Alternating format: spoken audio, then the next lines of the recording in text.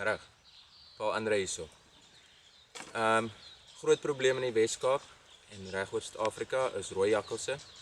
En om hulle te vang, het jy of jou sproetjies nodig om hulle te lok, of jy het 'n vletjie nodig met 'n hoë frekwensie, omdat hulle familie is van die K9 en die hond en hulle luister net op 'n hoër frekwensie as wat die mens kan hoor.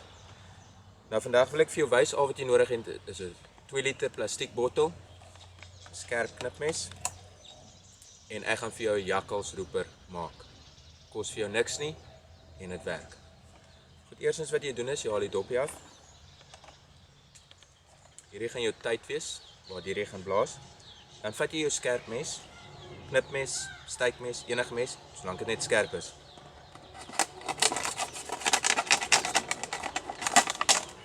Okay, jy gaan nou 6 glewe sny, maar dit moet half 'n driehoek vorm. Okay, so daar's nou 1.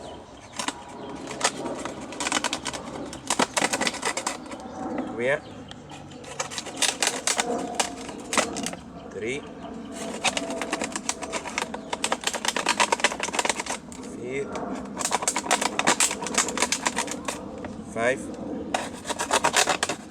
6. Goed. Soos jy nou kan sien, daar is ons nou 1 driehoek. Daar is 1, hier is 1. As jy 4 kan inpas, werk dit ook, maar 3 is doodreg. Goed, nou wat ek gaan doen is ek gaan die onderkant sny sodat die lig kan uitgaan, laat dit nie ophou nie en laat dit die klank versprei.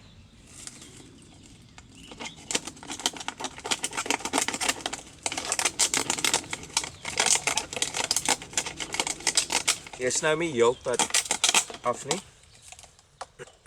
Sny hom laat hy ten minste nog so 3/4 wat hy gesny is. Alright, dan kom ons roep 'n jakkals. Ons is op die oomblik in 'n reservaat buite Durbanville. Volop rooi jakkalse. So ons sal kyk of ons enige reaksie kan kry. Okay. Kom jakkals, kom! Kom jakkals, kom!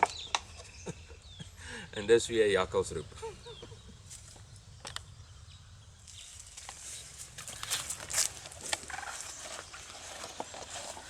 People probably think I'm high.